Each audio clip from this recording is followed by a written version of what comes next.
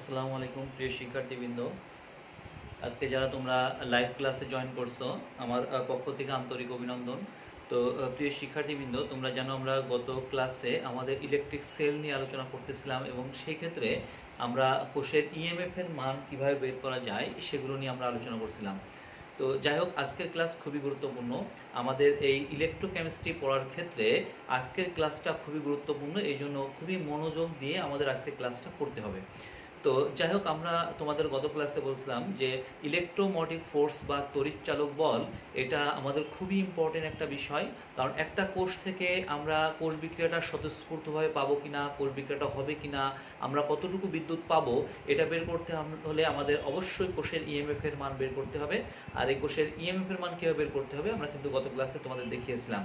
তো যাই হোক, আজকে আমরা তাহলে একটা প্রবলেম দিচ্ছি, দেখি তোমরা সলভ করতে পারো কিনা।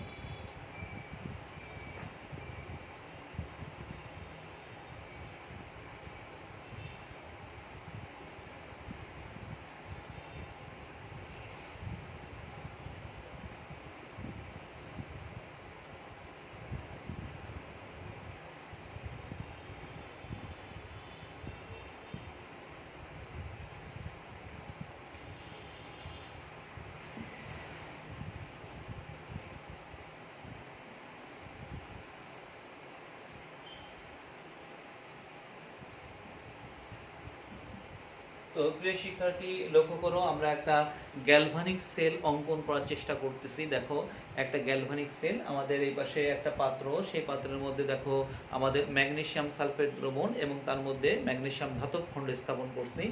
এবং পাশে এই পাশটা কি স্বচ্ছ দেখা যাচ্ছে? স্বচ্ছ। এই পাশে দেখো আর একটা পাত্রে ফেরাস সালফেট দ্রবণ রাখছে এবং তার মধ্যে আয়রন ধাতব খণ্ড স্থাপন করছি। এবার দেখো, আমরা একটা পরিবাহী তার দিয়ে যুক্ত করলাম, মাঝখানে একটা গ্যালভানোমিটার অথবা আমরা একটা বাল্ব সেট করলাম।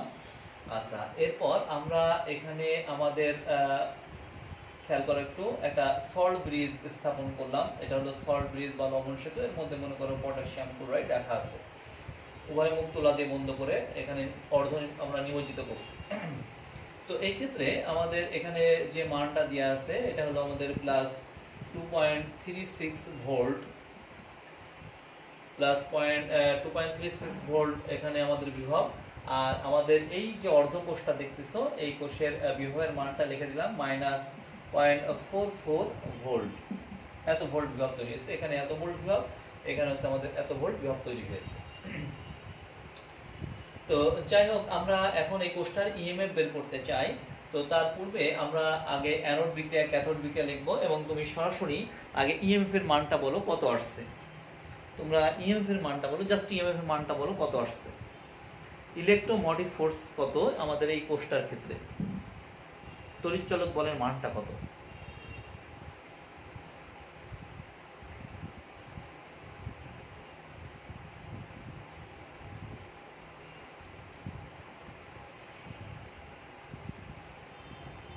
দ্রুত অ্যান্সার করো, কমেন্ট সেকশনে দ্রুত অ্যান্সার করো।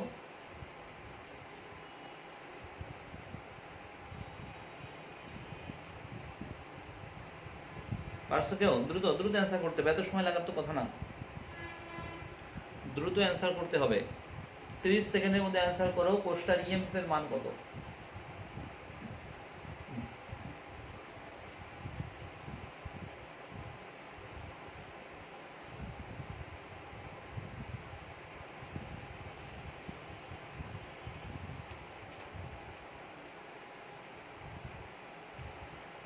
দেখো, একজন অ্যান্সার করছে, জেবা ফারিয়া একজন অ্যান্সার করছে, একজনই মাত্র অ্যান্সার করছে, এস এম হুমায়রা অ্যান্সার করছে।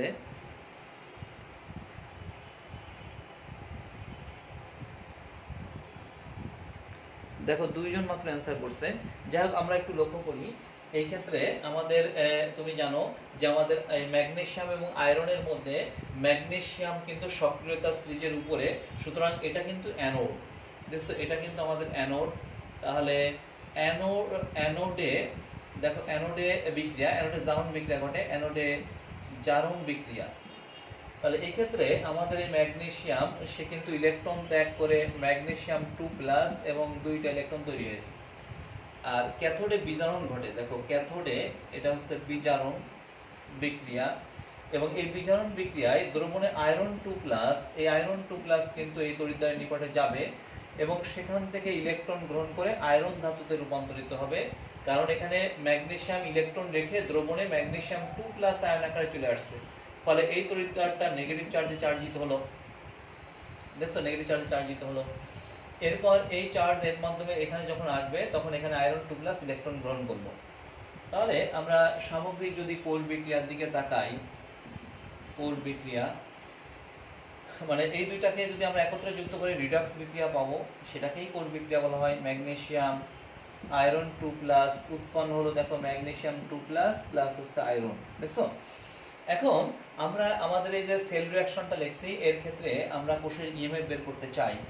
তো তুমি জানো ইএমএফ বের করার নিয়ম হচ্ছে E naught cell equal to, দেখো E naught anode plus E naught cathode. দেখছো, অর্থাৎ অ্যানোডের জারণ বিভব প্লাস ক্যাথোডের বিজারণ বিভবের সমষ্টিকে ওই কোষের তড়িৎচালক বল বলা হয়। অর্থাৎ অ্যানোডে তড়িৎদ্বার হচ্ছে এটা, আমরা এই তড়িৎদ্বারের জারণ বিভবের মানটা লিখবো, তাহলে ই নট, খেয়াল করে একটু, ই নট এখানে জারণ বিভবের মান লেখা আছে, দেখো জিঙ্ক অবলিক দিয়ে Zn2+, এটা হলো জারণ বিভব, প্লাস হচ্ছে ই নট, দেখো এখানে বিজারণ বিভবের মানটা দেওয়া আছে, বিজারণ বিভবের মানটা হচ্ছে আমাদের, দেখো আয়রন জিঙ্ক লিখছি কেন, ম্যাগনেসিয়াম, এটা হলো ম্যাগনেসিয়াম, এটা হলো ম্যাগনেসিয়াম 2+, এখানে হচ্ছে আয়রন 2+ অবলিক দিয়ে আয়রন। দেখছো, তাহলে এখানে জারণ বিভবের মানটা দেওয়া আছে, এখানে বিজারণ বিভবের মানটা দেওয়া আছে, এবং সেই অনুযায়ী দেখো এখানে আমরা ম্যাগনেসিয়াম 2+, এখানে জারণ বিক্রিয়া দেওয়া আছে, তাহলে এই ক্ষেত্রে হচ্ছে প্লাস 2.36 ভোল্ট প্লাস, দেখো তো আমাদের আয়রন 2+ আয়রন এর মানটা দেওয়া আছে -0.44 ভোল্ট। তাহলে সামগ্রিকভাবে যদি আমরা ক্যালকুলেশন করি, তাহলে আমরা এখানে মানটা পাই হচ্ছে 2.36 -0.44, এই ক্ষেত্রে আমরা মান পেয়েছি 1.92, এত ভোল্ট। খেয়াল করে একটু, এত ভোল্ট।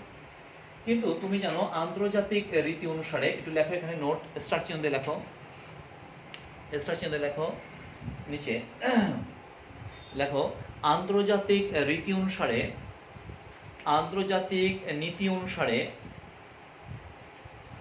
দেখছো, লেখো আন্তর্জাতিক রীতি অনুসারে, আন্তর্জাতিক নীতি অনুসারে, লেখো প্রত্যেক তড়িৎদ্বারের বিজারণ বিভবকে আদর্শ ধরে, আন্তর্জাতিক রীতি অনুসারে প্রত্যেক তড়িৎদ্বারের বিজারণ বিভবকে আদর্শ ধরে কোষের ইএমএফ নির্ণয় করা হয়। তাহলে প্রিয় শিক্ষার্থীবৃন্দ, আমাদের আন্তর্জাতিক যে রীতি, সেই রীতি অনুসারে আমরা প্রত্যেকটা তড়িৎদ্বারের যে মানটা, এই মানগুলো আমরা বিজারণ সেন্সে লিখবো, অর্থাৎ বিজারণ বিভব ধরে আদর্শ ধরে কোষের ইএমএফ নির্ণয় করবো। এই জন্য এটা আমরা একটু লিখে দিলাম, লিখছো, নোট লিখছো, আন্তর্জাতিক রীতি অনুসারে প্রত্যেক তড়িৎদ্বারের বিজারণ বিভবকে আদর্শ ধরে কোষের ইএমএফ নির্ণয় করা হয়, কোষের ইএমএফ নির্ণয় করা হয়, এই কথাটা একটু মনে রাখতে হবে। তাহলে একটু খেয়াল করো, তো সেই ক্ষেত্রে আমরা যদি এক্ষেত্রে মানগুলো একটু লিখি, লক্ষ্য করে একটু, আমরা বিজারণ সেন্সে লিখতে পারি, অথবা সরাসরি গত ক্লাসে বিজারণ বিভবের পার্থক্য যেটা বললাম সেই অনুযায়ী লিখতে পারি। তাহলে আমরা লিখতে পারি, দেখো E naught cell equal two, আমরা বলছিলাম ই নট ক্যাথোড, দেখছো রিডাকশন, অর্থাৎ বিজারণ, minus E naught anode reduction. দেখছো, অর্থাৎ বিজারণ বিভাবে, বিজারণ সেন্সে আমরা লিখব। তাহলে ই নট সেল ইকুয়াল টু, আমরা দেখো এখানে বিজারণ বিভাব লিখলেও কিন্তু একই মান পাওয়া যাবে, আমরা মেইনলি হচ্ছে এভাবে লিখবো। দেখো ই নট ক্যাথোড, ক্যাথোড তড়িৎদ্বার হচ্ছে এটা, তাহলে আমি কি সংক্ষেপে লিখতে পারি, ই নট ডান তড়িৎদ্বার মাইনাস, আর অ্যানোড তড়িৎদ্বার হচ্ছে বাম তড়িৎদ্বারটা, তাহলে ই নট বাম সংক্ষেপে লিখলাম, ই নট ডান মাইনাস ই নট বাম। এই নট দেওয়ার উদ্দেশ্য হলো প্রমাণ অবস্থায় মানগুলো দেওয়া আছে। তাহলে বলো ই নট ডান তড়িৎদ্বার মানে হচ্ছে আমাদের এই ক্যাথোড তড়িৎদ্বার, বিজারণ সেন্সে লিখতে হবে। তাহলে আমি একটু বিজারণ সেন্সে বসাচ্ছি, দেখো বিজারণ সেন্সে হচ্ছে, দেখো ফেরাস আয়ন অবলিক দিয়ে হচ্ছে আয়রন, মাইনাস ই নট বাম, বাম তড়িৎদ্বারটা হচ্ছে আমাদের এই যে বাম পাশের তড়িৎদ্বারটা, বিজারণ সেন্সে লিখবো। তা বিজারণ সেন্সে লিখলে তো ম্যাগনেসিয়াম 2+ আগে লিখতে হবে আর ম্যাগনেসিয়াম পরে লিখতে হবে, মনে থাকবে কথাটা। তো দেখো তো আমাদের এখানে মানটা দেওয়া ছিল, দেখো এটা বিজারণ সেন্সে মান দেওয়া আছে, কারণ এখানে বিজারণ বিক্রিয়া করছিল, বিজারণ সেন্সে মানটা দেওয়া আছে, তা লিখলাম মাইনাস 0.44, তারপর সূত্রের মাইনাস। এখানে দেখো খেয়াল করো প্রিয় শিক্ষার্থীবৃন্দ, এখানে কিন্তু জারণ বিভবের মানটা দেওয়া আছে। তাহলে এখানে দেওয়া আছে মেইনলি হচ্ছে এরকম ম্যাগনেসিয়াম অবলিক দিয়ে ম্যাগনেসিয়াম 2+, এর মানটা দেওয়া আছে এরকম।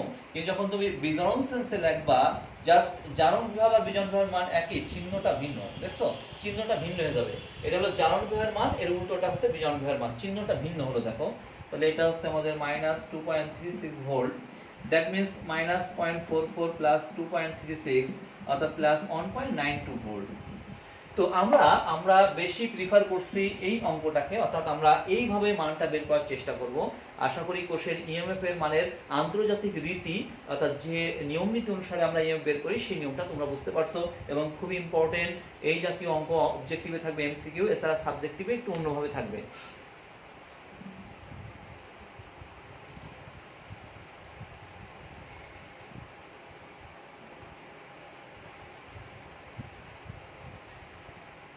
তো প্রিয় শিক্ষার্থীবৃন্দ, আমাদের এই অধ্যায়ে পড়তে হলে আমাদেরকে অবশ্যই তড়িৎদ্বার তথা অর্ধকোষ বিক্রিয়া এবং কোষ বিক্রিয়া এবং কোষ লেখার নিয়ম কানুন সম্পর্কে তোমাকে একটু জানতে হবে।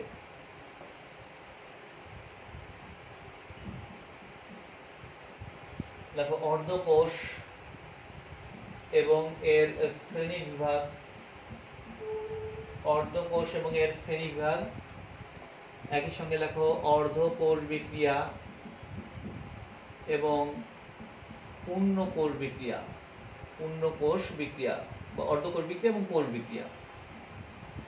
তো প্রিয় শিক্ষার্থীবৃন্দ, দেখো আমরা এখন এই টপিকটা নিয়ে আলোচনা করব, খুবই ইম্পর্টেন্ট টপিক, বিশেষ করে অর্ধকোষ এবং তার শ্রেণীবিভাগ। খুব ভালো করে খেয়াল করো।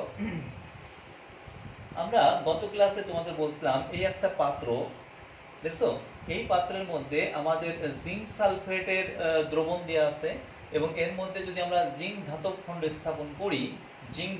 স্থাপন করি, তাহলে এই যে জিঙ্ক ধাতব খণ্ডটা দেখতেছো, আবার এই পাশে আরেকটা পাত্র দেওয়া আছে, এর মধ্যে আমাদের সেই কপার সালফেট দ্রবণ, এর মধ্যে কপার দণ্ড স্থাপন করা হয়েছে। দেখো এবার পরিবাহী তার দিয়ে যুক্ত করা হয়েছে। তো একটু খেয়াল করো, এই যে দেখো আমাদের এই ড্যানিয়াল সেলের এই বাম পাশের যে ধাতব খণ্ডটা দেখছো, এটা হচ্ছে আমাদের দেখো ঋণাত্মক, আর এটা হচ্ছে আমাদের ধনাত্মক। দেখছো তাহলে আমি কি বলতে পারি, তড়িৎ রাসায়নিক কোষের এই যে ঋণাত্মক এবং ধনাত্মক এই দুইটাকে বলা হচ্ছে তড়িৎদ্বার, অর্থাৎ জিঙ্ক দণ্ড এবং কপার দণ্ড এই দুইটাকে বলা হচ্ছে তড়িৎদ্বার। এবং এই জিঙ্ক দণ্ড যখন জিঙ্ক সালফেট দ্রবণে রাখলাম, তখন এই জিঙ্ক দণ্ড এবং জিঙ্ক সালফেট মিলে যে একটা যুগল তৈরি হলো, অর্থাৎ ধাতব খণ্ড এবং ওই ধাতুর আয়নযুক্ত লবণের দ্রবণ যে যুগল তৈরি হলো, এটাকে বলতেছি আমরা একটা আমাদের অর্ধকোষ, হাফ সেল বা অর্ধকোষ বলা হয়। তার মানে আমাদের এই পাত্রের মধ্যে আমাদের জিঙ্ক সালফেট জিঙ্ক দণ্ড দুটো আছে, এই জিঙ্ক দণ্ডটাকে বলতেছি আমরা তড়িৎদ্বার। এই জিঙ্ক দণ্ড যখন Zn2+ আয়নের দ্রবণের মধ্যে থাকবে, তখন ওই দ্রবণটা এবং ওই ধাতব খণ্ডটা মিলে একটা অর্ধকোষ হয়। তাহলে এটা একটা অর্ধকোষ, এটা একটা অর্ধকোষ। এটা খুব সিম্পল, এটা স্বতঃস্ফূর্ত অর্ধকোষ তথা তড়িৎদ্বার, এটাকে আমরা তড়িৎদ্বার বলতেছি, আবার এটাকে বলতেছি আমরা অর্ধকোষ। তো এই অর্ধকোষ না বলে তড়িৎদ্বারও বলে, আবার কেউ অর্ধকোষও বলে। তো এখানে খুব সিম্পল তড়িৎদ্বার বা অর্ধকোষের কথা বলা হয়েছে, এটা হলো ধাতবায়ন তড়িৎদ্বার। এরকম ভাবে আমাদের শুধু যে ধাতব খণ্ড এবং ওই ধাতুর আয়নযুক্ত লবণ থাকবে এমন কিন্তু কোনো কথা নেই। আমাদের কিন্তু আমাদের গ্যাসীয় এবং আমাদের তরল বিভিন্ন রকমের অর্ধকোষ হতে পারে, এবং জারণ তড়িৎদ্বার হতে পারে, বিজারণ তড়িৎদ্বার বা অর্ধকোষ হতে পারে। আমরা এখন এগুলো নিয়ে আলোচনা করব। তাহলে তোমরা একটু লিখে নাও, নাহলে মনে থাকবে না। দেখো তড়িৎ রাসায়নিক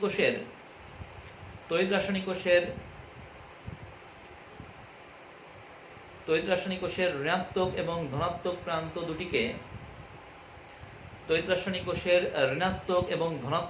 দুটিকে তড়িৎদ্বার বলা হয়। তড়িৎ রাসায়নিক কোষের ঋণাত্মক এবং ধনাত্মক প্রান্ত দুটিকে তড়িৎদ্বার বলা হয়।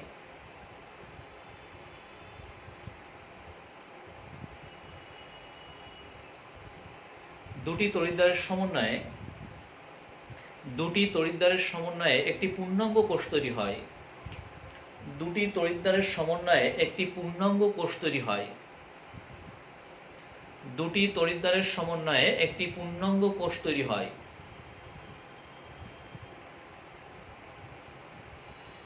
তড়িৎ কোষের প্রতিটি তড়িৎদ্বার এবং তড়িৎ বিশ্লেষ্য যুগলকে অর্ধকোষ বলা হয়। তড়িৎ কোষের প্রতিটি তড়িৎদ্বার এবং তড়িৎ বিশ্লেষ্য যুগলকে অর্ধকোষ বলা হয়। তড়িৎ কোষের প্রতিটি তড়িৎদ্বার এবং তড়িৎ বিশ্লেষ্য যুগলকে অর্ধকোষ বলা হয়। তো একটু খেয়াল করো, লেখো যেমন জিঙ্ক তড়িৎদ্বার এবং জিঙ্ক সালফেট একটি অর্ধকোষ। তো একটু খেয়াল করো, এখানে আমরা আমাদের এই হলো সেই পাত্র। দেখো এই পাত্রের মধ্যে আমরা জিঙ্ক দণ্ড স্থাপন করছি। জিঙ্ক দণ্ড, এই যে জিঙ্ক দণ্ড স্থাপন করছি এটা হলো আমাদের তড়িৎদ্বার। আর এখানে যে জিঙ্ক সালফেট আছে, এই জিঙ্ক সালফেটটা হলো আমাদের সেই তড়িৎ বিশ্লেষ্য পদার্থ, তড়িৎ বিশ্লেষ্য। তাহলে আমরা এখানে যেটা আমরা ফাইন্ড আউট করলাম সেটা হচ্ছে জিঙ্ক দণ্ডটা হলো আমাদের তড়িৎদ্বার, এটা হলো আমাদের তড়িৎদ্বার। আর জিঙ্ক দণ্ড প্লাস জিঙ্ক সালফেট অথবা হতে পারে Zn2+ এর যে কোনো আয়ন, এই দুটাকে একত্রে বলতেছি আমরা অর্ধকোষ। তাহলে মনে থাকবে, জিঙ্ক দ্বন্দ্বটাকে বলতেছি আমরা তড়িৎদ্বার বা ইলেকট্রোড, আর জিঙ্ক দ্বন্দ্ব এবং Zn2+ আয়ন সেটা যে কোনো লবণের আয়ন হতে পারে, Zn2+, জিঙ্ক ক্লোরাইড হতে পারে, জিঙ্ক নাইট্রেট হতে পারে, জিঙ্ক সালফেট হতে পারে। তাহলে জিঙ্ক দ্বন্দ্ব এবং Zn2+ আয়ন যুক্ত এই যে যুগলটা দেখছো, এই যুগলটাকে বলতেছি আমরা অর্ধকোষ। এরকম দুইটা অর্ধকোষ মিলে একটা পূর্ণাঙ্গ কোষ তৈরি হবে। আশা করি তুমি অর্ধকোষটা কি এবং তড়িৎদ্বারটা কি এটা বুঝতে পারছো। দেখছো, যেমন দিয়ে একটু লিখে রাখো, যেমন দিয়ে লেখো জিঙ্ক দণ্ড এবং জিঙ্ক সালফেট একটি অর্ধকোষ। জিঙ্ক দণ্ড এবং জিঙ্ক সালফেট একটি অর্ধকোষ। অনুরূপভাবে লেখো কপার সালফেট এবং কপার দণ্ড একটি অর্ধকোষ। নেক্সট, এখানে কপার সালফেট, কপার দণ্ড, এটি একটি অর্ধকোষ। এটাকে তুমি এরকম ভাবে লিখতে পারো, কোনো সমস্যা নেই। এরকম ভাবে লিখতে পারো কপার অবলিক দিয়ে কপার সালফেট, এটা একটা অর্ধকোষ। তো মোটামুটি অর্ধকোষ কি এটা বোঝা গেছে। এবার আমরা শ্রেণীবিভাগ নিয়ে আলোচনা করব। দেখো অর্ধকোষের শ্রেণীবিভাগ 1 নাম্বার লেখো ধাতু এবং ধাতব আয়ন অর্ধকোষ। ধাতু এবং ধাতব আয়ন অর্ধকোষ। কোন রাইটারের বইতে দেখবা ধাতব আয়ন তড়িৎদ্বার লিখছে, একই কথা, ধাতব আয়ন অর্ধকোষ বা তড়িৎদ্বার, কিন্তু অ্যাপ্রোপ্রিয়েট ভাবে অর্ধকোষ হবে। বুঝতে লেখা ধাতব আয়ন অর্ধকোষ, এগুলো মনে রাখতে হবে কিন্তু বিভিন্ন আমাদের কোষের সেটআপ যখন করব তখন এগুলো লাগবে। দেখো এই ক্ষেত্রে এই হলো আমাদের ধাতু, আর অবলিক দিয়ে আমরা বলছি ধাতব আয়ন। ঠিক এইভাবে প্রকাশ করা হয়, মনে থাকবে। যেমন মনে করো হতে পারে এরকম M অবলিক দিয়ে Mn+। যেমন দেখো তো এই হলো জিঙ্ক, এই হলো Zn2+, দেখছো? তাহলে ধাতব আয়ন অর্ধকোষ। তার মানে একটা পিওর ধাতুকে যদি আমরা ওই ধাতুর আয়নযুক্ত লবণের দ্রবণে চালনা করি তখন সেই অর্ধকোষটার নাম হচ্ছে ধাতব আয়ন অর্ধকোষ। আবার বলি, একটা ধাতুকে যদি আমরা ওই ধাতুর আয়নযুক্ত লবণের দ্রবণে যদি চালনা করি তখন সেই অর্ধকোষটার নাম হচ্ছে ধাতব আয়ন অর্ধকোষ। যেমন এই ধাতব আয়ন অর্ধকোষ, যেমন জিঙ্ক Zn2+, এটা একটা আমাদের অর্ধকোষ হতে পারে। আবার দেখো কপার অবলিক দিয়ে কপার 2+, এটা একটা অর্ধকোষ হতে পারে। এটাই ছিল আমাদের ধাতব আয়ন অর্ধকোষ।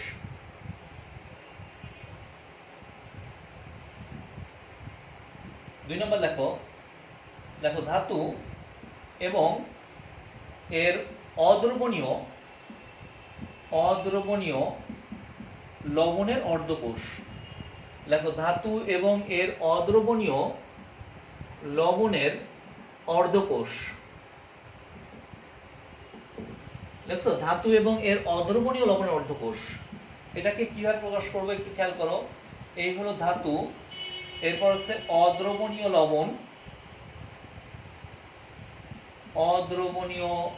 লবণ, দেখছো অদ্রবণীয় লবণ। আর তার সাথে এই লবণের মধ্যে যে অ্যানায়নটা আছে সেই অ্যানায়ন যুক্ত আমাদের একটা দ্রবণ, অর্থাৎ অ্যানায়ন যুক্ত বা ঋণাত্মক আয়নের দ্রবণ, অর্থাৎ লবণের ঋণাত্মক ঋণাত্মক আয়নের দ্রবণ। তো খেয়াল করো, তাহলে আমরা কি করব, আমরা একটা ধাতু নেব, সেই ধাতুটা ওই ধাতুর অদ্রবণীয় একটা লবণে নিমজ্জিত করব এবং ওই লবণটার মধ্যে যে অ্যানায়নটা আছে সেই অ্যানায়নের একটা দ্রবণ এর মধ্যে আমাদের নিতে হবে। তাহলে যে অর্ধকোষটা তৈরি হবে সেটা হলো ধাতু এবং ওই ধাতুর অদ্রবণীয় লবণের অর্ধকোষ। যেমন তোমরা জানো, এই হলো আমাদের সিলভার। আমাদের এই সিলভার কিন্তু আমাদের দেখো সিলভার ক্লোরাইড তোমরা পড়ে আসছো, এটা কিন্তু আমাদের জলীয় দ্রবণে আমাদের কিন্তু দ্রবিত হয় না, এটা অধক্ষেপ সৃষ্টি করে। তাহলে দেখো তো এই ধাতুটাকে আমরা সিলভার ক্লোরাইড দেখছো এই অদ্রবণীয় লবণের মধ্যে নিমজ্জিত করলাম এবং এর মধ্যে দেখো ক্লোরাইড আয়ন আছে। এই ক্লোরাইড আয়ন যুক্ত আমরা একটা দ্রবণের মধ্যে নেব, সেটা ক্লোরাইড আয়ন যুক্ত যে কোনো দ্রবণ হতে পারে। আমরা এখানে Cl- লিখে রাখলাম, ইচ্ছা করলে তুমি এখানে পটাশিয়াম ক্লোরাইড নিতে পারো। দেখছো ক্লোরাইড আয়ন আছে এর মধ্যে, তাহলে ক্লোরাইড আয়ন যুক্ত একটা দ্রবণ নিতে হবে, পটাশিয়াম ক্লোরাইডের সলিউশন নিতে পারো, HCl এর সলিউশন নিতে পারো, ইত্যাদি ইত্যাদি। যেমন দেখো আরেকটা উদাহরণ দিই, তাহলে আরো ক্লিয়ার হবে। এটা খুব বেশি আমাদের আলোচনা আছে, এটাকে আমাদের ক্যালোমেল তড়িৎদ্বার বলা হয়। মাধ্যমিক লেভেলে পড়ে আসছো, তোমাদের মনে আছে কিনা পারদ তড়িৎদ্বার, মনে আছে কিনা? মনে আছে পারদ তড়িৎদ্বার যদি ব্যবহার করা হয় সেই পারদ তড়িৎদ্বারের উদাহরণ লিখতেছে, এটাকে ক্যালোমেল তড়িৎদ্বার বলা হয়। দেখো এই হলো মার্কারি, এই মার্কিউরাস ক্লোরাইড, এটা অদ্রবণীয়। এবার দেখো এর মধ্যে ক্লোরাইড আয়ন আছে এমন একটা আমাদের তড়িৎ বিশ্লেষ্য পদার্থ নিলাম, পটাশিয়াম ক্লোরাইড। তাহলে এটাই হলো আমাদের সেই ধাতু, এবার হচ্ছে অদ্রবণীয় লবণ এবং ঋণাত্মক আয়নের দ্রবণ। এই হলো ঋণাত্মক আয়নের দ্রবণ, এটা হলো ধাতু অদ্রবণীয় লবণের অর্ধকোষ। এই কোষগুলো কিন্তু জানতে হবে কোনটা কি কোষ।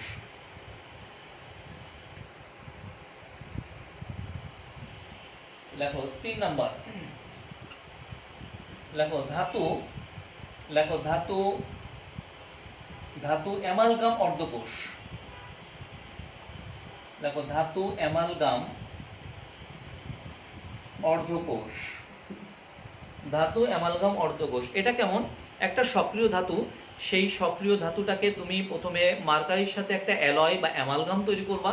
অ্যামালগাম তৈরি করার পর এবার ওই ধাতু অ্যামালগামটাকে সেই সক্রিয় ধাতুর আয়নযুক্ত লবণের দ্রবণে নিমজ্জিত করবা, তখন যে অর্ধকোষটা তৈরি হবে তার হচ্ছে ধাতু অ্যামালগাম অর্ধকোষ।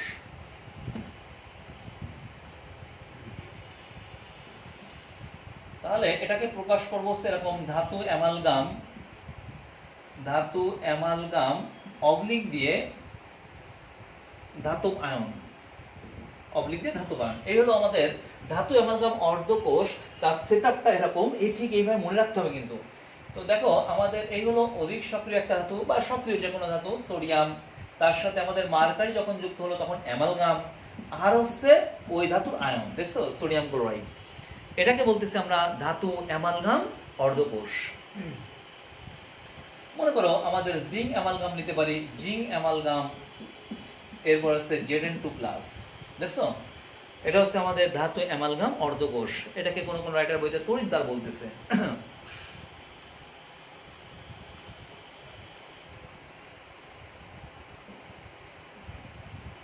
4 নাম্বার,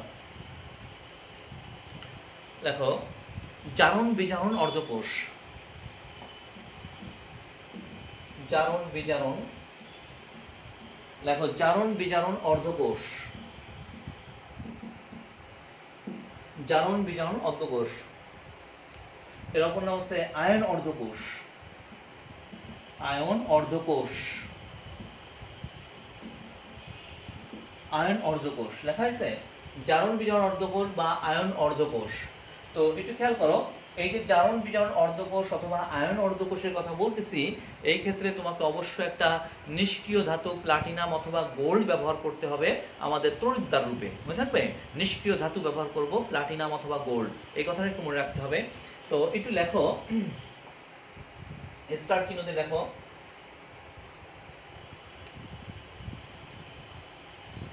লেখো যদি, লেখো যদি জারণ ঘটে,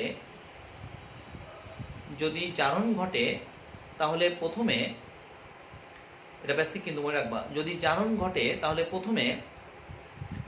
প্রথমে নিষ্ক্রিয় ধাতু প্লাটিনাম বা AU, যদি জারণ ঘটে তাহলে প্রথমে প্লাটিনাম বা AU লিখতে হবে। দেখো যদি বিজারণ ঘটে, তাহলে নিষ্ক্রিয় ধাতু প্লাটিনাম বা গোল্ড শেষে লিখতে হবে। এই কথাগুলো মনে রাখবা, কিন্তু এগুলো বইয়ের কথা থাকবে না, তোমার নিজের মতো করে এগুলো মনে রাখতে হবে। যে লিখে দিলাম, যদি জারণ ঘটে তাহলে প্রথমে প্লাটিনাম বা গোল্ড ব্যবহার নিতে হবে। আর যদি বিজারণ ঘটে তাহলে প্লাটিনাম বা গোল্ড বা নিষ্ক্রিয় ধাতু যেটার কথা বলতেছি আমরা, এটা শেষে লিখতে হবে। তো একটু খেয়াল করো, মনে করো আমরা এই ক্ষেত্রে আমরা লিখলাম Fe2+ অবলিক দিয়ে হচ্ছে Fe3+। তো প্রিয় শিক্ষার্থীবৃন্দ, তোমরা একটু লক্ষ্য করো, আমি এই যে আমাদের দেখো লেখছি আয়রন 2+, আয়রন 3+, তার আগে একটু ব্যাখ্যা দিই জারণ বিজারণ অর্ধকোষটা কেমন। অবস্থান্তর ধাতুর ভিন্ন জারণ সংখ্যা বিশিষ্ট দ্রবণে, আবার বলি, অবস্থান্তর ধাতুর দুটি ভিন্ন জারণ সংখ্যা বিশিষ্ট লবণের দ্রবণে যদি নিষ্ক্রিয় ধাতুর ধাতব খণ্ড স্থাপন করা হয়, তখন সেই অর্ধকোষটাকে বলা হচ্ছে জারণ বিজারণ অর্ধকোষ। তাহলে দেখো, এই হলো সে অবস্থান্তর ধাতু, তার ভিন্ন দুটি জারণ অবস্থা বিশিষ্ট লবণ, অর্থাৎ ফেরাস লবণ অ্যান্ড ফেরিক লবণ। এই লবণের জলীয় দ্রবণের মধ্যে আমরা একটা নিষ্ক্রিয় ধাতু ব্যবহার করব, বিকজ তুমি জানো এর মধ্যে কোনো ধাতব খণ্ড নাই। কারণ তড়িৎদ্বার হতে হলে অবশ্যই কিন্তু একটা ধাতব খণ্ড থাকা লাগবে।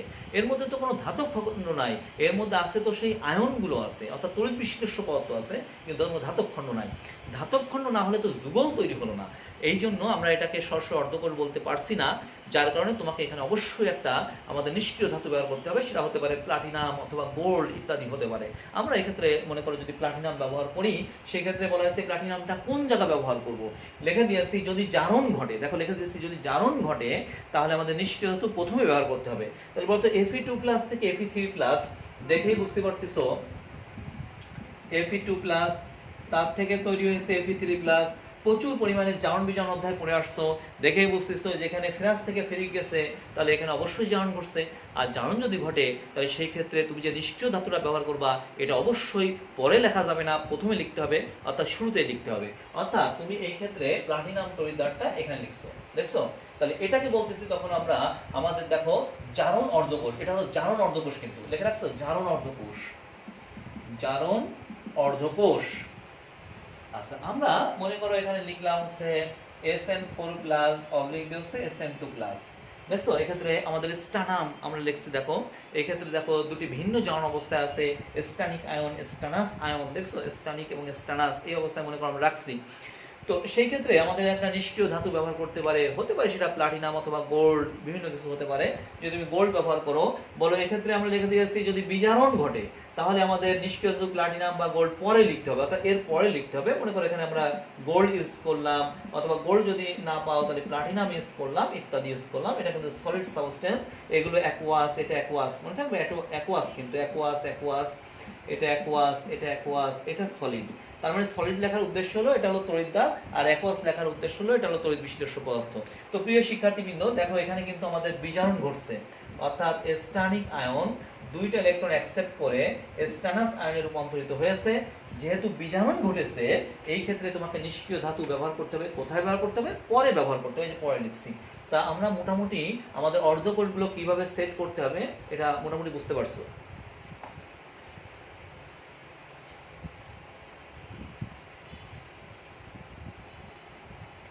5 নাম্বার লেখো গ্যাস অর্ধকোষ। গ্যাস অর্ধকোষ, আবারও বলি, কোন কোন রাইটারের বইতে হয়তো এখানে তড়িৎদ্বার ইউজ করতেছে, অর্থাৎ গ্যাস তড়িৎদ্বার বলছে, একই কথা, গ্যাস অর্ধকোষ বা গ্যাস তড়িৎদ্বার। তো একটু খেয়াল করো এই গ্যাস তড়িৎদ্বারটা কেমন, অর্থাৎ তুমি নিষ্ক্রিয় ধাতু ব্যবহার করবা প্লাটিনাম অথবা গোল্ড। এবার তুমি এই ধাতুটাকে হাইড্রোজেন অথবা ক্লোরিন, সবচেয়ে বেশি আমরা যেগুলো ব্যবহার করি আমাদের হাইড্রোজেন তড়িৎদ্বার, গ্লাস তড়িৎদ্বারের ক্ষেত্রে যেগুলো ব্যবহার করি হাইড্রোজেন অথবা ক্লোরিন, এই পদার্থ, অর্থাৎ এদের দ্রবণের মধ্যে হাইড্রোজেন এবং ক্লোরিনের যে দ্রবণ আছে, এই দ্রবণের মধ্যে আমাদের এই নিষ্ক্রিয় ধাতুটা স্থাপন করে আমাদের এর মধ্যে হাইড্রোজেন অথবা ক্লোরিন গ্যাস চালনা করতে হবে। তখন যে অর্ধকোষটা তৈরি হবে তার নাম হচ্ছে গ্যাস অর্ধকোষ। মনে করো আমরা একটা উদাহরণ লিখলে বুঝতে পারবা। মনে করো হাইড্রোজেন অবলিক দিয়ে হচ্ছে H+, খেয়াল করো একটু, হাইড্রোজেন অবলিক দিয়ে H+। তো দেখেই বুঝতে পারতেছো এখানে হাইড্রোজেন হলো সেই গ্যাসীয় পদার্থ যেটা কিনা আমাদের অন অ্যাটমসফিয়ারে নিতে হবে এবং 25 ডিগ্রি সেন্টিগ্রেড তাপমাত্রায় এই গ্যাসটা নিতে হবে। আচ্ছা, এখানে H+ দ্বারা বুঝতে পারতেছো যে হাইড্রোজেন গ্যাসের দ্রবণ, অর্থাৎ সেটা H সেলের H+ হতে পারে, বুঝা গেছে? হাইড্রোজেনটা দ্রবণে গেলে H+ তৈরি হবে। তাহলে দেখেই বুঝতে পারতেছো এই ক্ষেত্রে কোনো ধাতব খণ্ড নাই। তা ধাতব খণ্ড না হলে তাকে তো আর অর্ধকোষ বলা যাবে না, তাহলে অর্ধকোষ বা তড়িৎদ্বার বলা যাবে না। তাহলে সেক্ষেত্রে অবশ্যই তোমাকে একটা নিষ্ক্রিয় ধাতু প্লাটিনাম হতে পারে, গোল্ড হতে পারে ব্যবহার করতে হবে। তো আমরা তোমাদের লিখে দিয়েছিলাম যদি জারণ ঘটে, দেখো এখানে হাইড্রোজেনের জারণ সংখ্যা 0 আছে, দেখো তো প্লাসে রূপান্তরিত হয়েছে, তাহলে জারণ ঘটছে। তা জারণ যদি ঘটে তাহলে সেক্ষেত্রে নিষ্ক্রিয় ধাতু প্রথমে লিখতে হবে। তাহলে এই ক্ষেত্রে আমরা নিষ্ক্রিয় ধাতু প্রথমে লিখলাম প্লাটিনাম। দেখছো, প্লাটিনাম প্রথমে লিখছি। ইচ্ছা করলে বিক্রিয়াটা লিখতে পারো। দেখো আমরা জারণ বিক্রিয়াটা দেখাচ্ছি। দেখো আমরা হাফ মোল হাইড্রোজেন গ্যাস নিলাম, হাফ মোল হাইড্রোজেন গ্যাস নিয়েছি, উৎপন্ন হয়েছে H+ প্লাস হচ্ছে ইলেকট্রন। দেখছো জারণ ঘটছে। তাহলে আমি কি বলতে পারি এটা হলো গ্যাস অর্ধকোষ। তো সিমিলারলি যদি আমরা এরকম লিখি ক্লোরাইড আয়ন হচ্ছে ক্লোরিন, লক্ষ্য করো একটু, তাহলে দেখো তো এখানে হলো গ্যাস তড়িৎদ্বার, এই ক্ষেত্রেও কিন্তু আমাদের বিজারণ ঘটছে, তাহলে প্লাটিনামটা এই পাশে লিখলাম। দেখছো বিজারণ ঘটছে, আমরা প্লাটিনামটা এই পাশে লিখলাম। সরি, বিজারণ ঘটছে বলছে, জারণ ঘটছে, এখানে মাইনাস ছিল 0 হয়েছে, দেখো তাহলে এখানে আমাদের জারণ ঘটছে। দেখো তাহলে এই ক্ষেত্রে আমরা এটা এখানে লিখতে পারি। সেক্ষেত্রে লক্ষ্য করো একটু, আমাদের ক্লোরাইড আয়ন ক্লোরিন ইলেকট্রনে রূপান্তরিত হয়েছে, আমাদের এখানে হচ্ছে ক্লোরিন ছিল, আমরা এখানে হাফ মোল লিখলাম। দেখছো? তো প্রিয় শিক্ষার্থীবৃন্দ, সরি এখানে তো জারণ ঘটছে, তো দেখো প্লাটিনামটা এই পাশে লিখলাম। যদি আমি এরকম লিখতাম, খেয়াল করে একটু, যদি এরকম লিখতাম তাহলে বিজারণ ঘটতো, তাহলে সেই ক্ষেত্রে কিন্তু প্লাটিনাম এই পাশে লিখতে হবে, মনে থাকবে? সেই ক্ষেত্রে তুমি জানো এরকম হবে ক্লোরিন, দেখো হাফ মোল, দেখছো হাফ মোল ক্লোরিন, এখানে ইলেকট্রন অ্যাকসেপ্ট করে Cl- এ রূপান্তরিত হয়েছে। তো দেখো এটাও দেখাইছি, এটাও দেখাইছি, এখানে ঘটছে জারণ, এখানে ঘটছে বিজারণ। জারণের ক্ষেত্রে প্লাটিনাম প্রথমে, বিজারণের ক্ষেত্রে প্লাটিনাম হচ্ছে পরে। তো মোটামুটি আমাদের গ্যাস অর্ধকোষ, বিভিন্ন রকমের অর্ধকোষ সম্পর্কে তোমরা ক্লিয়ার হয়েছো।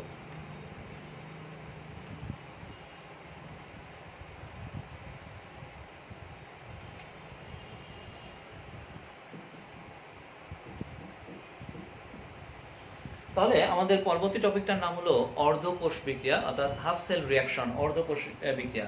দেখো প্রতিটি অর্ধকোষে সংঘটিত বিক্রিয়াকে অর্ধকোষ বিক্রিয়া বলা হয়। প্রতিটি অর্ধকোষে সংঘটিত বিক্রিয়াকে অর্ধকোষ বিক্রিয়া বলা হয়। হয়েছে লেখা? যে অর্ধকোষে জারণ ঘটে তাকে জারণ অর্ধকোষ বিক্রিয়া, যে অর্ধকোষে জারণ ঘটে তাকে জারণ অর্ধকোষ বিক্রিয়া, এবং যে অর্ধকোষে বিজারণ ঘটে তাকে বিজারণ অর্ধকোষ বিক্রিয়া বলা হয়। যে অর্ধকোষে জারণ ঘটে তাকে জারণ অর্ধকোষ বিক্রিয়া, এবং যে অর্ধকোষে বিজারণ ঘটে তাকে বিজারণ অর্ধকোষ বিক্রিয়া বলা হয়। লেখা নিচে লেখো কোষ বিক্রিয়া। কোষ বিক্রিয়া খুবই গুরুত্বপূর্ণ। প্রিয় শিক্ষার্থীবৃন্দ, কত গুরুত্বপূর্ণ বুঝতে পারতেছো না কিন্তু। কোষ বিক্রিয়া এরপর দেখবা, আমরা উদাহরণে গেলে বুঝতে সহজ হবে। কোষ বিক্রিয়া লেখো, তড়িৎ কোষে দুটি অর্ধকোষ বিক্রিয়ার সমষ্টিকে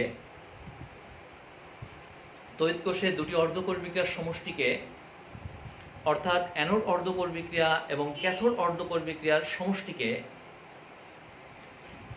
তড়িৎ কোষে দুটি অর্ধকোষ বিক্রিয়ার সমষ্টিকে অর্থাৎ অ্যানোড অর্ধকোষ বিক্রিয়া এবং ক্যাথোড অর্ধকোষ বিক্রিয়ার সমষ্টিকে কোষ বিক্রিয়া বা সেল রিঅ্যাকশন বলা হয়। কোষ বিক্রিয়া বা সেল রিঅ্যাকশন বলা হয়। কোষ বিক্রিয়া বা সেল রিঅ্যাকশন বলা হয়। লেখো ড্যানিয়েল সেলের ক্ষেত্রে, এবার আমরা ডিটেইলস দেখাচ্ছি। দেখো ড্যানিয়েল সেলের ক্ষেত্রে,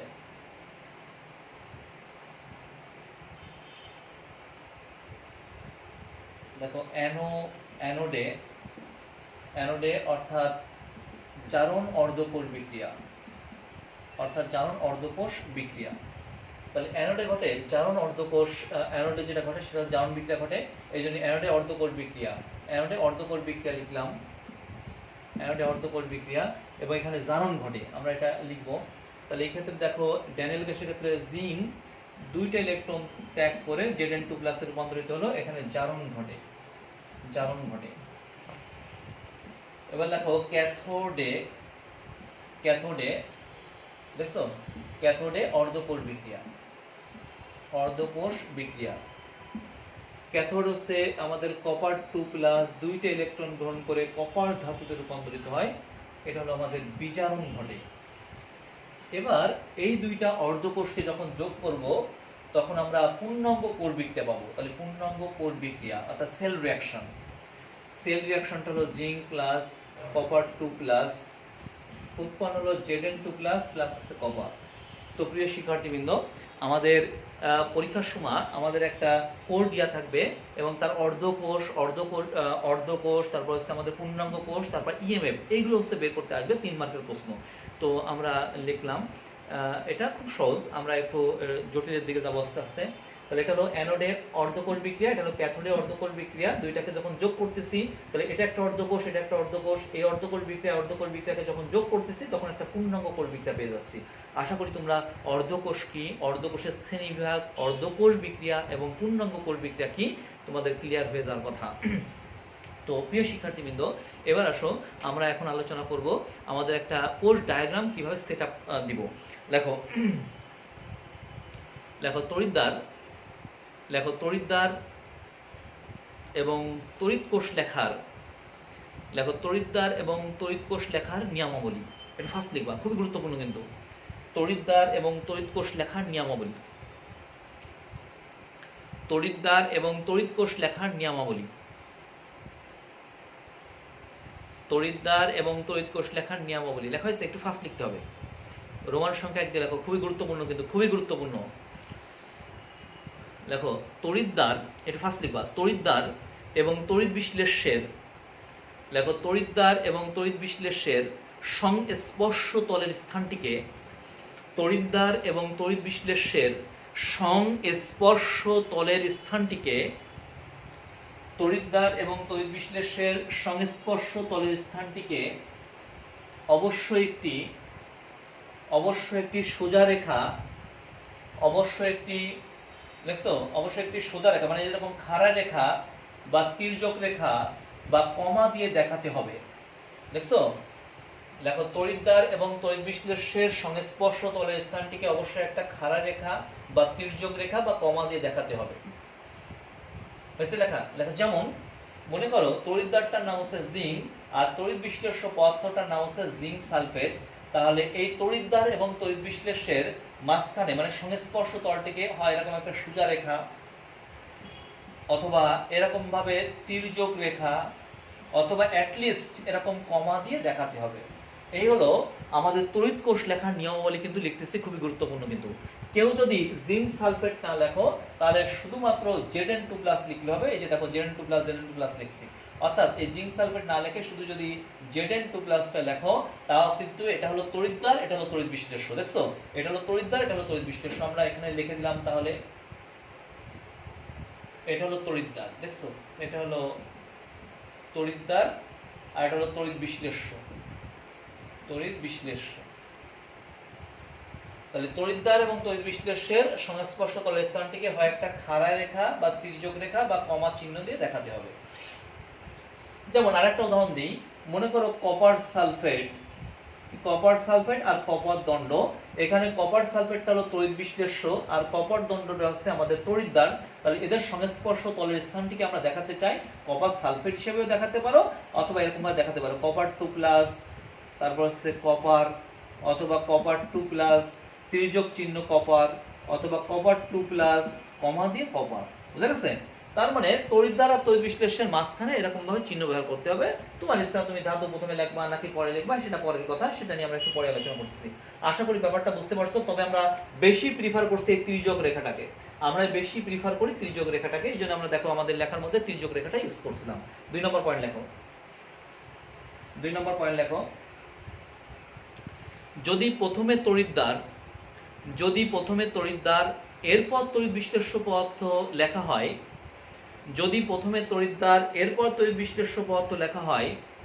তাহলে সেক্ষেত্রে জারণ ক্রিয়া ঘটেছে বুঝায়। দেখছো, এবার বুঝতে পারতেছো, যদি প্রথমে তড়িৎদ্বার তারপর তড়িৎ বিশ্লেষ্য পদার্থ লেখা হয় তাহলে সেক্ষেত্রে জারণ ক্রিয়া ঘটেছে বুঝায়। যদি প্রথমে তড়িৎদ্বার এরপর তড়িৎ বিশ্লেষ্য পদার্থ লেখা হয় তাহলে সেক্ষেত্রে জারণ ক্রিয়া ঘটেছে বুঝায়। যেমন দেখো প্রথমে তড়িৎদ্বার তারপরে আমরা তড়িৎ বিশ্লেষ্য পদার্থ লিখছি, এক্ষেত্রে জারণ বিক্রিয়া ঘটেছে বুঝায়। তার মানে এটা যদি লেখা থাকে তাহলে সেই স্টুডেন্ট ওটা দেখে এই রিঅ্যাকশনটা লিখে দিতে পারবে। এখানে জারণ বিক্রিয়া ঘটেছে, জারণ ঘটেছে। তাহলে প্রিয় শিক্ষার্থীবৃন্দ, যদি এটা থাকে এটা লিখতে পারবা, অথবা এটা থাকলে এটা লেখা যাবে। বোঝা গেছে আমাদের ইলেকট্রিক সেল আমরা কিভাবে উপস্থাপন করব ডায়াগ্রামটা, সেটা বোঝানো হচ্ছে। যদি এরকম লেখা থাকে, এরকম লেখা থাকে, তাহলে এই রিঅ্যাকশন লেখা যাবে। এটা হলো আমাদের সেই, দেখো প্রথমে তড়িৎদ্বার, তারপর তড়িৎ বিশ্লেষ্য, এদের সঙ্গে স্পর্শতলের স্থানটিকে তির্যক রেখা দিয়ে দেখানো হয়েছে। দেখেই বুঝতে পারতেছো এটা একটা অর্ধকোষ। তাহলে এই অর্ধকোষ থাকলে সরাসরি অর্ধকোষ বিক্রিয়াটা লিখতে পারবা, অথবা অর্ধকোষ বিক্রিয়া লেখা থাকলে আমাদের অর্ধকোষটা লিখতে পারবা। নিচে প্যারা দিয়ে লেখো, যদি প্রথমে তড়িৎ বিশ্লেষ্য, যদি প্রথমে তড়িৎ বিশ্লেষ্য, যদি প্রথমে তড়িৎ বিশ্লেষ্য এরপর, যদি প্রথমে তড়িৎ বিশ্লেষ্য এরপর তড়িৎদ্বার থাকলে, যদি প্রথমে তড়িৎ বিশ্লেষ্য এরপর তড়িৎদ্বার থাকলে বিজারণ ক্রিয়া ঘটেছে বোঝায়, বিজারণ ক্রিয়া ঘটেছে বোঝায়। যেমন দেখো অনেক সময় তুমি কিন্তু এইভাবেও দেখাও, তো এইভাবে যদি দেখানো হয়, দেখো এই হলো সেই তড়িৎদ্বার, এই হলো তড়িৎ বিশ্লেষ্য পদার্থ। তাহলে প্রথমে তড়িৎ বিশ্লেষ্য তারপর তড়িৎদ্বার, বুঝতে হবে বিজারণ বিক্রিয়া ঘটেছে, অর্থাৎ কপার 2+ দুইটা ইলেকট্রন গ্রহণ করে কপার ধাতুতে পরিণত হয়েছে, দ্যাট মিন্স বিজারণ বিক্রিয়া। তার মানে এখানে হচ্ছে জারণ বিক্রিয়া ঘটছে। এটা হলো জারণ অর্ধকোষ বা আমাদের অ্যানোড অর্ধকোষ, এটা হলো ক্যাথোড অর্ধকোষ। দেখে বুঝতে পারতেছো। 3 নম্বর পয়েন্ট লেখো, লেখো জারণ বিজারণ তড়িৎদ্বার, আমরা একটু আগে পড়িয়ে ফেলছি। লেখো জারণ বিজারণ তড়িৎদ্বার অথবা গ্যাস বিশিষ্ট তড়িৎদ্বার, জারণ বিজারণ তড়িৎদ্বার অথবা গ্যাস বিশিষ্ট তড়িৎদ্বার যেখানে নিষ্ক্রিয় ধাতু ব্যবহার করা হয়, যেখানে নিষ্ক্রিয় ধাতু ব্যবহার করা হয় সেক্ষেত্রেও নিয়ম 1 এবং 2 প্রযোজ্য। জারণ বিজারণ তড়িৎদ্বার অথবা গ্যাস বিশিষ্ট তড়িৎদ্বার যেখানে নিষ্ক্রিয় ধাতু ব্যবহার করা হয়, যেখানে নিষ্ক্রিয় ধাতু প্লাটিনাম বা গোল্ড ব্যবহার করা হয়, জারণ বিজারণ তড়িৎদ্বার অথবা গ্যাস বিশিষ্ট তড়িৎদ্বার যেখানে নিষ্ক্রিয় ধাতু প্লাটিনাম বা গোল্ড ব্যবহার করা হয় সেক্ষেত্রেও নিয়ম 1 এবং 2 প্রযোজ্য। দেখো এটা কেমন, মনে করো আমরা এই ক্ষেত্রে আমরা মনে করো এই তড়িৎদ্বারটা লিখলাম, দেখো SN2+ অবলিক দিয়ে হচ্ছে SN4+। তো প্রিয় শিক্ষার্থীবৃন্দ, দেখে বুঝতেছো যে এখানে কিন্তু আমাদের কোনো ধাতু নাই, অর্থাৎ এখানে কোনো আমাদের ধাতব খণ্ড নাই। তাহলে এটা তড়িৎদ্বার না, শুধু হচ্ছে আমাদের দেখো আমাদের দুইটা আয়ন লেখা হয়েছে। তাহলে এর মধ্যে অবশ্যই একটা আমাদের নিষ্ক্রিয় ধাতু ব্যবহার করতে হবে, বিকজ তুমি জানো যে এটা হলো আমাদের সেই আমাদের জারণ বিজারণ অর্ধকোষ, মনে আছে? এটা হলো সেই জারণ অর্ধকোষ। দেখো এখানে জারণ ঘটছে, তাহলে যদি জারণ ঘটে তাহলে আমরা লিখে দিয়েছিলাম আমাদের 2 নম্বর পয়েন্টের মধ্যে, যদি প্রথমে তড়িৎদ্বার তারপর তড়িৎ বিশ্লেষ্য পদার্থ লেখা হয় তাহলে জারণ বিক্রিয়া ঘটেছে বোঝায়। তাহলে যেহেতু এখানে জারণ বিক্রিয়া ঘটছে সেহেতু তোমাকে প্রথমে তড়িৎদ্বার লিখতে হবে, অর্থাৎ আমাদের নিষ্ক্রিয় ধাতুটা প্লাটিনামটা প্রথমে লিখতে হবে। জারণ বিক্রিয়া ঘটছে দেখেই বুঝতে পারবা, SN2+ SN4+ প্লাস দুইটা ইলেকট্রন, দেখছো জারণ বিক্রিয়া ঘটছে। তাহলে আবার বলি, দেখো এখানে জারণ ঘটছিল, জারণের ক্ষেত্রে প্রথমে তড়িৎদ্বার লিখতে হয়, তাহলে এখানেও জারণ বিক্রিয়া ঘটছে, তাহলে তড়িৎদ্বারটা অর্থাৎ ধাতব খণ্ডটা প্রথমে লিখতে হবে। বাট এখানে কোনো ধাতব খণ্ড লেখা নাই, এই জন্য নিষ্ক্রিয় ধাতু ব্যবহার করছি। মনে করো ফেরিক আয়ন অবলিক দিয়ে হচ্ছে ফেরাস আয়ন, দেখো এখানে বিজারণ বিক্রিয়া ঘটছে। তাহলে বলতো বিজারণ বিক্রিয়া যদি ঘটে তাহলে সেই ক্ষেত্রে কিন্তু কোনো ধাতব খণ্ড ইউজ করা হয়নি, তাহলে সেই ক্ষেত্রে তোমরা অবশ্যই জানো একটা তড়িৎদ্বার ব্যবহার করতে হবে, এই ক্ষেত্রে নিষ্ক্রিয় ধাতু ব্যবহার করতে হবে। তাহলে কোথায় ব্যবহার করব? তাহলে জারণের ক্ষেত্রে প্রথমে তড়িৎদ্বার লিখতে হয় তারপর তড়িৎ বিশ্লেষ্য, আর বিজারণের ক্ষেত্রে আমাদের প্রথমে তড়িৎ বিশ্লেষ্য পদার্থ তারপর তড়িৎদ্বার। তাহলে যেহেতু ফেরিক থেকে ফেরাস হয়েছে অর্থাৎ বিজারণ বিক্রিয়া ঘটছে, সেহেতু এই ক্ষেত্রে অবশ্যই আমাদের তড়িৎদ্বারটা লিখতে হবে, এবং তড়িৎদ্বারটাকে অবশ্যই আমাদের পরে লিখতে হবে, অর্থাৎ প্রথমে তড়িৎ বিশ্লেষ্য, এগুলো সব তড়িৎ বিশ্লেষ্য, তারপর তড়িৎদ্বার ইউজ করতে হবে। তাহলে সেই ক্ষেত্রে যে বিজারণ ঘটছে এটা দেখো আমরা বিক্রিয়ার মাধ্যমে দেখালাম, এখানে দেখো বিজারণ বিক্রিয়া ঘটছে।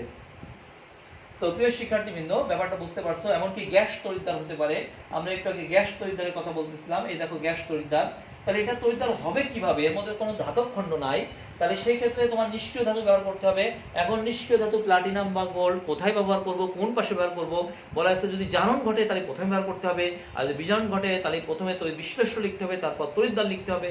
যেহেতু এখানে হাইড্রোজেন গ্যাস 0 ছিল, প্লাসে রূপান্তরিত হয়েছে, জারণ বিক্রিয়া ঘটছে, সেহেতু আমাদের এই ক্ষেত্রে নিষ্ক্রিয় ধাতুটা অর্থাৎ ধাতুটা প্রথমে তারপর তড়িৎ বিশ্লেষ্য পদার্থ, তাহলে এই জন্য ধাতুটা প্রথমে লিখছি। তো প্রিয় শিক্ষার্থীবৃন্দ, তোমরা এই 3 নম্বর পয়েন্ট পর্যন্ত আশা করি বুঝতে পারছো। দেখো 4 নম্বর পয়েন্ট।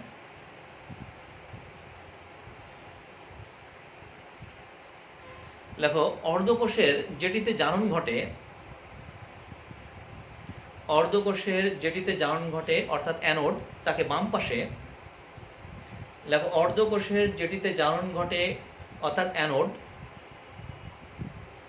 তাকে বাম পাশে, এবং যেটিতে বিজারণ ঘটে অর্থাৎ ক্যাথোড, এবং যেটিতে বিজারণ ঘটে অর্থাৎ ক্যাথোড তাকে ডান পাশে স্থাপন করতে হবে, তাকে ডান পাশে স্থাপন করতে হবে, তাকে ডান পাশে স্থাপন করতে হবে। লেখা হয়েছে অর্ধকোষের যেটিতে জারণ ঘটে অর্থাৎ অ্যানোড তাকে আমরা যখন কোষ ডায়াগ্রাম লিখবো বাম পাশে লিখবো, আর অর্ধকোষের যেটিতে বিজারণ ঘটবে অর্থাৎ ক্যাথোড তাকে আমরা আমাদের কোষ ডায়াগ্রামের ডান পাশে স্থাপন করব। যেমন লক্ষ্য করো, আমরা ওই যে বললাম যে ড্যানিয়েল সেলটা হচ্ছে টার্গেট। এই ড্যানিয়েল সেল মনে রাখতে পারলে সমস্ত সেলগুলো তুমি পড়তে পারবে। আমি তো আমার স্ট্যান্ডার্ড উদাহরণ দিচ্ছি, এরপরে তোমাদেরকে করতে দেবো, অবশ্যই পারবা। তো দেখো ড্যানিয়েল সেলের ক্ষেত্রে মনে আছে জিঙ্ক তড়িৎদ্বারটা হচ্ছে অ্যানোড, এই জন্য ওটাকে আমরা বাম পাশে সেট আপ দিব। দেখো এই হলো জিঙ্ক, আর এখানে জারণ ঘটছিল এই জন্য প্রথমে তড়িৎদ্বার, তারপর তড়িৎ বিশ্লেষ্য পদার্থ, আর আমাদের এটা বাম পাশে রাখলাম। আর ডান পাশে হচ্ছে আমাদের কপার তড়িৎদ্বার, এখানে বিজারণ ঘটছিল, বিজারণের ক্ষেত্রে প্রথমে তড়িৎ বিশ্লেষ্য পদার্থ কপার 2+, এরপরে হচ্ছে তড়িৎদ্বার কপার। দেখছো কিভাবে আমরা আমরা এখানে সেট আপ করতেছি, দেওয়া হচ্ছে। দেখো 4 নম্বর পয়েন্ট লেখো, বা 5 নম্বর পয়েন্ট যেভাবে হয়েছে। দেখো দুটি অর্ধকোষের মধ্যে সরাসরি সংযোগ হলে, দুটি অর্ধকোষের মধ্যে সরাসরি সংযোগ হলে, দুটি অর্ধকোষের মধ্যে সরাসরি সংযোগ হলে, সরাসরি সংযোগ হলে এদের মাঝখানে একটি মাত্র সোজা রেখা লিখতে হবে। দুটি অর্ধকোষের মধ্যে সরাসরি সংযোগ হলে এদের মাঝখানে একটি সোজা রেখা লিখতে হবে। মনে আছে আমরা সরল ভোল্টাইক কোষের কথা বলতেছিলাম, যেখানে সরল ব্রিজ ব্যবহার করা হয়েছিল না, তখন সরাসরি সংযোগ ছিল, এবং সরাসরি সংযোগ হলে একটা মাত্র রেখা দিতে হবে। এটা কিন্তু খুবই তাৎপর্যপূর্ণ, কারণ এরপরে আমরা বলতেছি, এটা তো সিম্পল উদাহরণ। দেখো প্যারা দিয়ে, যদি অর্ধকোষের মধ্যে পরোক্ষ সংযোগ হয়, ব্র্যাকেটে সরল ব্রিজ, যদি অর্ধকোষের মধ্যে পরোক্ষ সংযোগ হয়, যদি অর্ধকোষের মধ্যে পরোক্ষ সংযোগ হয় অর্থাৎ সরল ব্রিজ, তাহলে সেক্ষেত্রে দুটি সোজা রেখা ব্যবহার করতে হবে। তাহলে সেক্ষেত্রে দুটি সোজা রেখা ব্যবহার করতে হবে। তো মনে করো আমরা যখন ড্যানিয়েল সেল ব্যবহার করছিলাম, তখন তোমরা জানো যে আমরা সরল ব্রিজ ব্যবহার করছিলাম। এই জন্য সরল ব্রিজ ব্যবহার করছিলাম, এই জন্য দেখো এই হলো আমাদের অ্যানোড অর্ধকোষ, এদের মাঝখানে সরল ব্রিজ থাকবে। অর্থাৎ এই সল্ট ব্রিজ বোঝানোর জন্য আমরা এখানে দুইটা দাগ দিয়েছি, এটা দ্বারা সল্ট ব্রিজ বা পরোক্ষ সংযোগ বোঝায়। মনে থাকবে, এটা দ্বারা সরাসরি সংযোগ বোঝায়, সরাসরি সংযোগ। দেখছো একটা দাগ দ্বারা সরাসরি সংযোগ বোঝায়।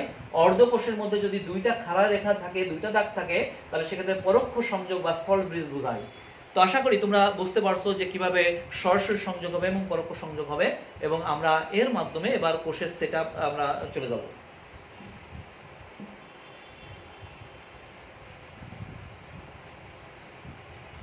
তাহলে আমরা একটা কোশ্চেন সলভ করতেছি। দেখো মনে করো তোমাকে দেওয়া হলো সিলভার অবলিক দিয়েছে সিলভার প্লাস, এবং আরেকটা দিলাম কি মনে করো, আরেকটা দিলাম মনে করো আমাদের কোনটা দিব, মনে করো আমরা এক্ষেত্রে নিকেল দিলাম, ঠিক আছে, নিকেল 2+ অবলিক দিয়েছে নিকেল। হ্যাঁ, লেখো এ দুটি অর্ধকোষের সমন্বয়ে, লেখো এ দুটি অর্ধকোষের সমন্বয়ে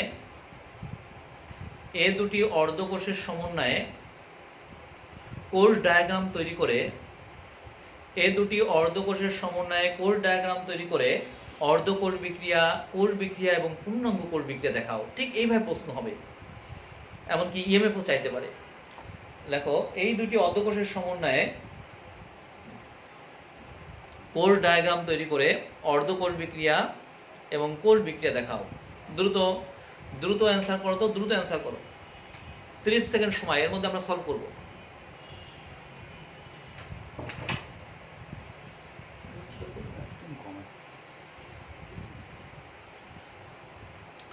দ্রুত অ্যান্সার করো।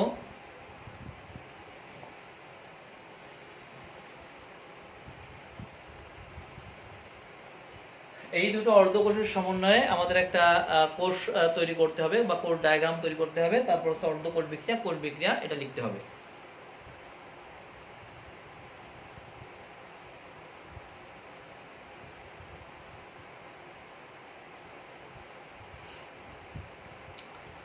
সকালে লেখা হয়েছে, কমেন্ট সেকশনে কমেন্ট করো, দ্রুত করতে পারবা তো, এটা দেখাই যাবে।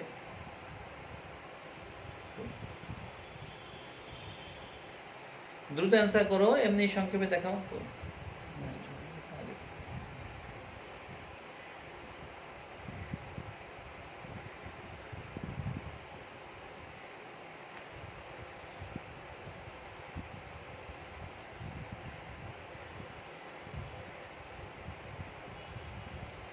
কমেন্ট সেকশনে কমেন্ট করো যে আমাদের ডায়াগ্রামটা দেখাও, ডায়াগ্রামটা কেমন হবে, শুধু ডায়াগ্রামটা দেখাও, এক লাইনে শুধু ডায়াগ্রামটা, লাস্ট যে ডায়াগ্রামটা দেখাইছিলাম ডায়াগ্রামটা পারো কিনা দেখো।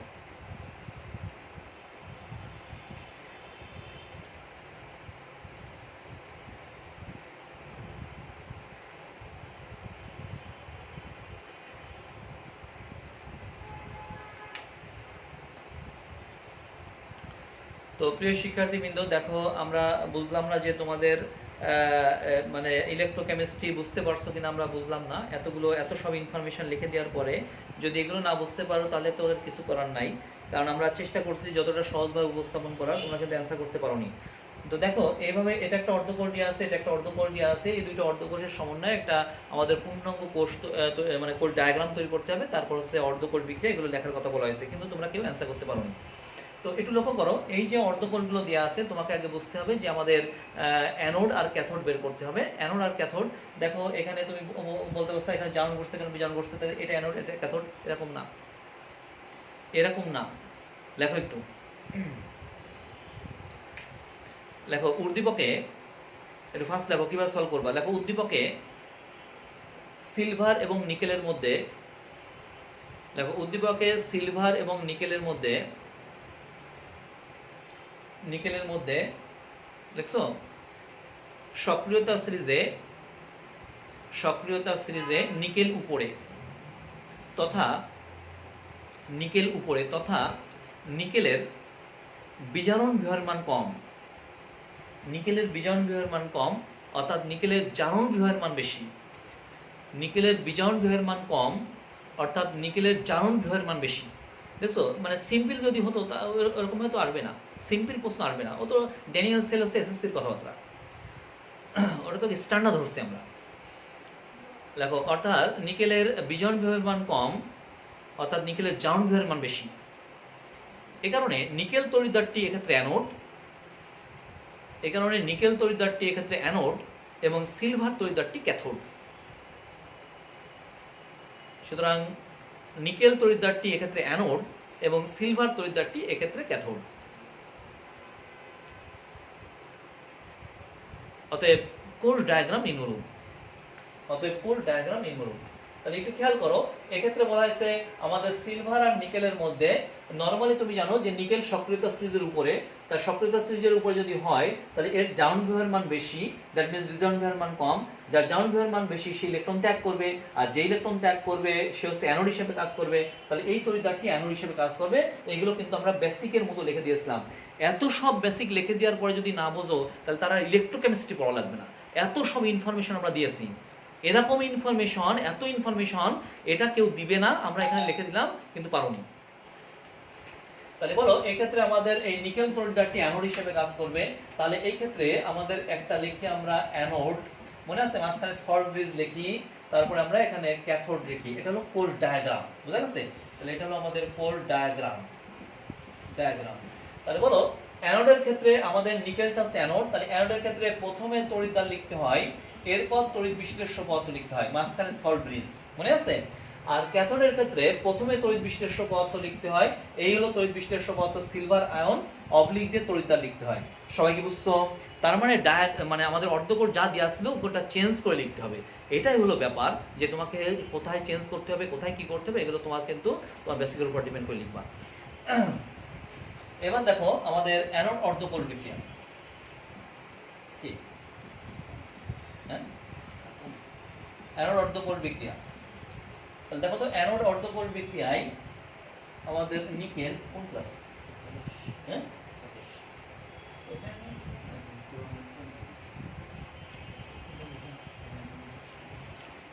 দেখো এই নিকেল ইলেকট্রন ত্যাগ করে নিকেল 2+, দেখছো? তাহলে অ্যানোডে ধারণ করছে। এবার হচ্ছে ক্যাথোড অর্ধকোষ বিক্রিয়া, ক্যাথোড অর্ধকোষ বিক্রিয়া। দেখছো ক্যাথোড অর্ধকোষ বিক্রিয়ায় আমাদের সিলভার প্লাস একটা ইলেকট্রন গ্রহণ করে সিলভার ধাতু, বাট এখানে ইলেকট্রন ত্যাগ হয়েছে 2টা, এই জন্য এই সমীকরণটাকে আমরা 2 দিয়ে গুণ করলাম। এবার এই দুইটাকে যোগ করলে পূর্ণাঙ্গ কোর বিক্রিয়া পাওয়া যাবে। পূর্ণাঙ্গ কোর বিক্রিয়া অর্থাৎ নিকেল প্লাস 2 সিলভার প্লাস উৎপন্ন হলো নিকেল 2+ প্লাস 2 সিলভার। তো প্রিয় শিক্ষার্থীবৃন্দ, দেখো আমাদের 3 মার্কের জন্য আমাদের এরকমও চাইতে পারে, এইখান থেকে ইএমএফও চাইতে পারে। তো সেই ক্ষেত্রে আমাদের এখান এরকম যেভাবে লিখলাম এভাবে করতে হবে। এবং ওই যে আমরা বলছিলাম যে আমরা এই অধ্যায়টাকে সবচেয়ে বেশি প্রিফার করি, কারণ এই অধ্যায়ে কোনো বাংলা কথা নাই। এখানে কোনো বাংলা কথা আছে, ফুল মার্কস পাওয়া যাবে 3 মার্কস, অথচ তোমরা এটা শুনতে চাচ্ছ না, বুঝতে চাচ্ছ না। কারণ এত সব মানে এই অধ্যায়ের প্রশ্ন অ্যান্সার করার জন্য এত সব ইনফরমেশন দিচ্ছি আমি, যে আমি সর্বোচ্চ পরিমাণ সহজ করার চেষ্টা করতেছি। কারণ এত সহজ না, কঠিন অধ্যায়। আমরা অধ্যায়টাকে আমরা বেসিক লিখে দিয়ে আমরা অধ্যায়টাকে সহজ করার চেষ্টা করতেছি।